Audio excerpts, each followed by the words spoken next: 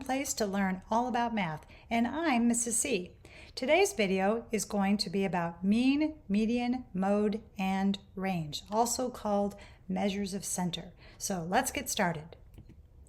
The first measure of center that I'm going to talk about is the average or the mean. And these are two words that pretty much everybody has heard out and about in public. We always hear about averages, we always hear about means, but you might be wondering, how do you find an average or a mean?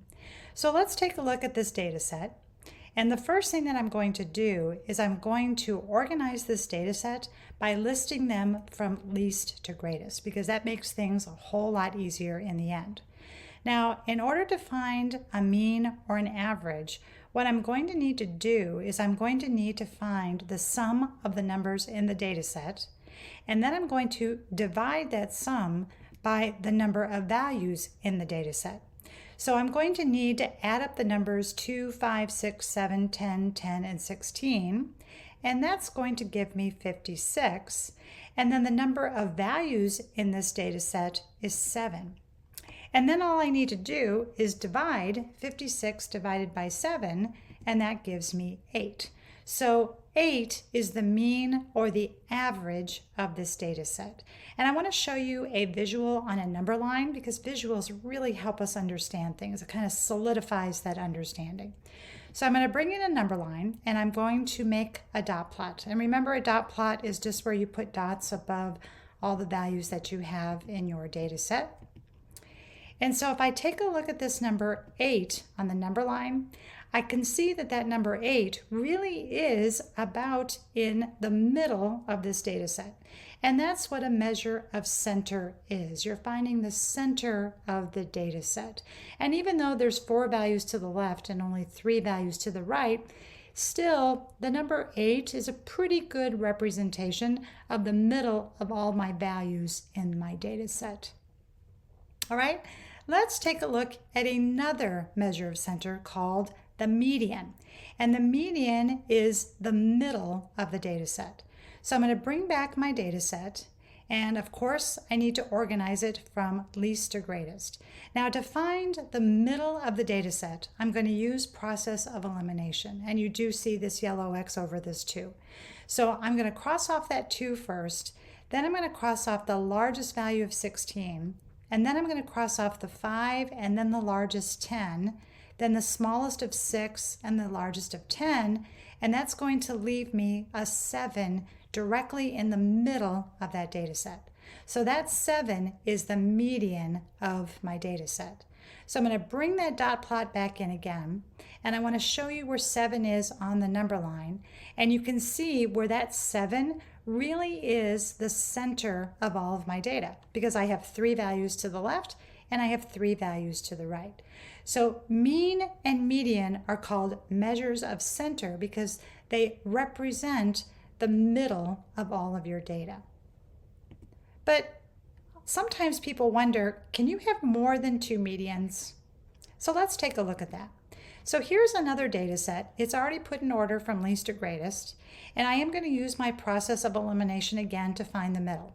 So I cross off that 2, and then I go to 16, and then I go back to the smallest value again, the next largest, next smallest, next largest, and then I see that I'm left with the 6 and 7 in the middle. And if I would cross both of those off, there would be nothing left in the middle.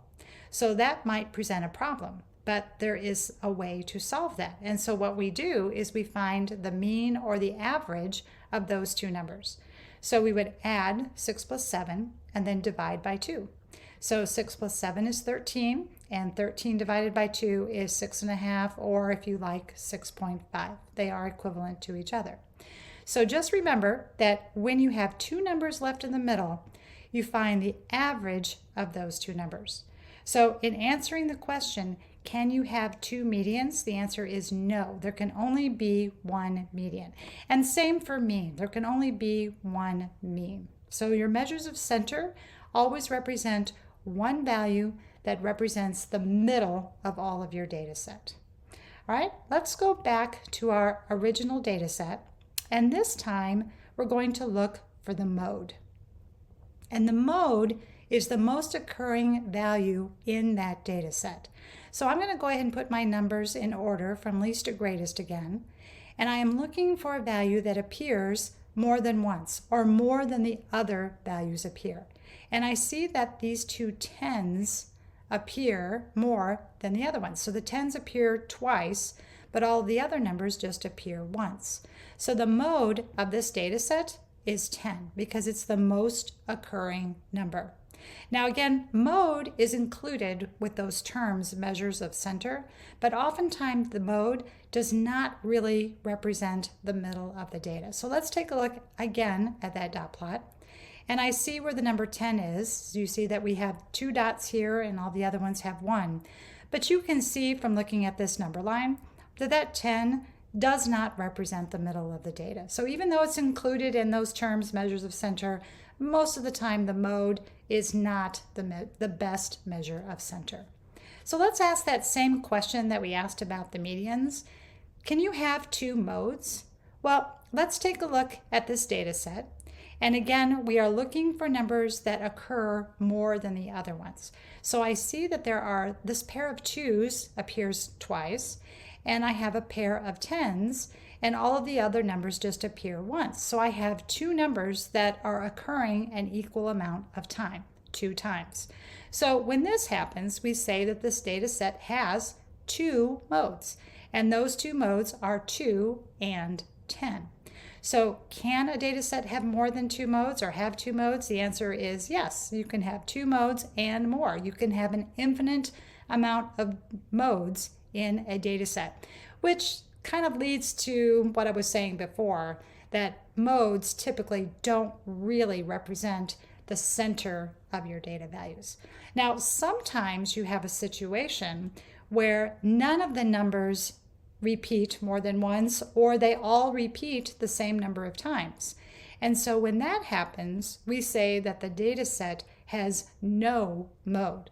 We wouldn't write a 0, because if you wrote a 0, then you're saying that the number 0 is occurring most often. So instead, we would just say that that data set has no mode. All right, we have one more term that I want to go over with you, and it's called the range. The range is the difference of the greatest value and the least value in the data set. So I'm going to bring back my original data set, and again, I'm going to put it in order from least to greatest. And I'm going to look at the greatest value of 16 and the least value of 2, and I'm going to find the difference.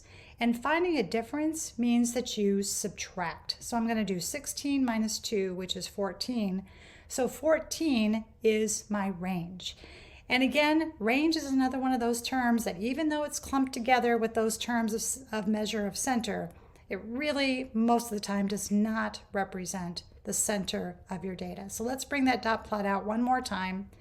And what a range does, it just says that I have values in my data set that start at 2 and they go all the way to 16. So I don't know how many values I have. I just know that my values are all between 2 and 16. So there you have it, measures of center, mean, median, mode, and range.